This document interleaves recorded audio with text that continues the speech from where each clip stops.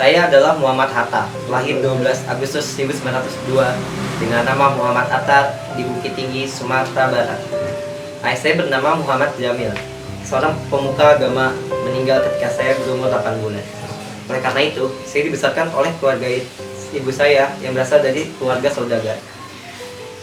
Masa remaja saya diisi dengan pendalaman agama Islam, belajar bahasa Belanda, dan mengikuti berbagai ceramah dan pertemuan politik baik bersifat lokal maupun yang berasal dari luar Jawa.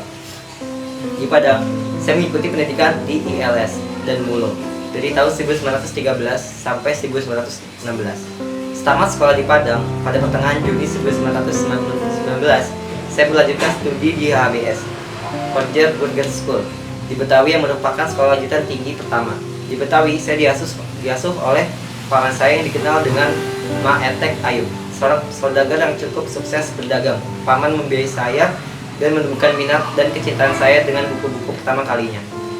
Setelah lulus dari HBS dengan nilai kelulusan yang sangat tinggi, pada tahun 1921 saya ditawari beasiswa untuk belajar di Rotterdam School of Commerce.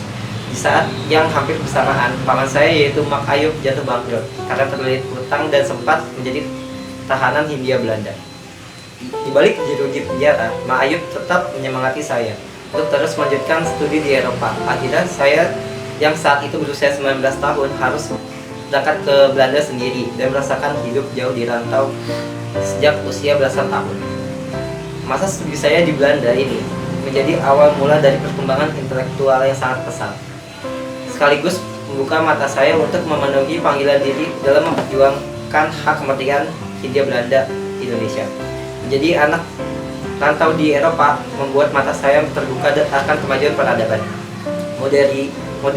modernitas, perkembangan ilmu pengetahuan baru, serta peta perpolitikan dunia yang sedang berkecambuk pasca Perang Dunia Pertama dan revolusi di Rusia. Pada masa-masa ini jugalah saya mulai memikirkan berbagai bentuk ketidakadilan kaum kolonialis pada rakyat pribumi. Selain melahap entah berapa ratus buku dari toko buku De Westerboekhandel dan perpustakaan kampus, saya juga mulai aktif dalam berorganisasi. Diawali dengan pertemuan diskusi antar sesama pelajar dari Hindia Belanda di rumah persinggahan bernama Bilderjikstraat. Saya aktif dalam organisasi bernama Indische Vereniging atau Perhimpunan Hindia Belanda. Dinamika diskusi dalam organisasi tersebut, saya bersama dengan Cipto Mangunkusumo, Ki Hajar Dewantara, Sukiman Wirjosandoyo, dan kawan-kawan memutuskan untuk melakukan sesuatu yang radikal pada masanya, yaitu mengubah nama organisasi mereka dari Indische Vereniging menjadi Indonesische Vereniging, yang kemudian berubah menjadi Perhimpunan Indonesia. Perubahan nama organisasi berarti menyuarakan istilah Indonesia pertama kali dalam organisasi yang artinya adalah bentuk pemberontakan terhadap Belanda.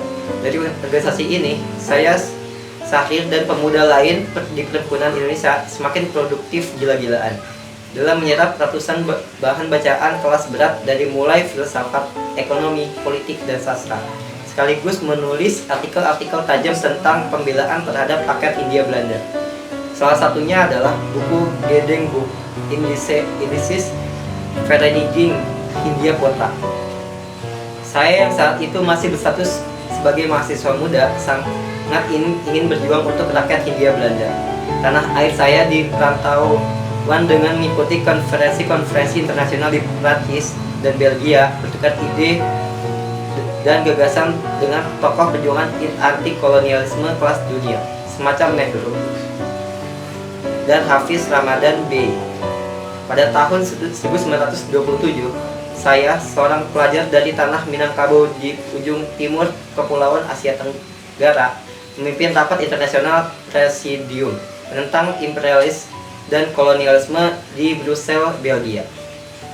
Sampai akhirnya, saya yang saat itu menjabat sebagai Ketua Perhimpunan Indonesia mulai merasakan pemerintah Belanda. Akhirnya saya ditangkap dan dipenjara di Cassiusstraat bersama Nazir Pamunjak, Ali Sastromijoyo, dan Abdul Majid Joyo di Ningrat.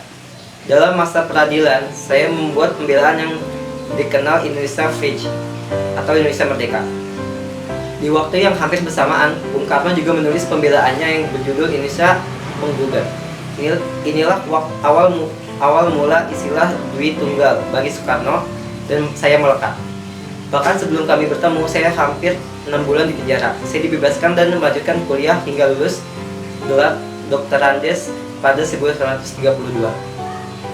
Saya kembali ke tanah air tanggal 20 Juli 1932 di umur 30 tahun dengan membawa segudang ilmu dan pengalaman, semangat perjuangan, kemampuan bahasa Inggris, Belanda, Jerman, dan Perancis, serta ribuan buku bacaan berjumlah 16 tapi terlepas itu semua, saya juga membawa pulang sebuah cita-cita yang mungkin dianggap kebanyakan orang sinting pada masa itu, yaitu memerdekakan Hindia Belanda dan mendirikan sebuah negara baru bernama Indonesia.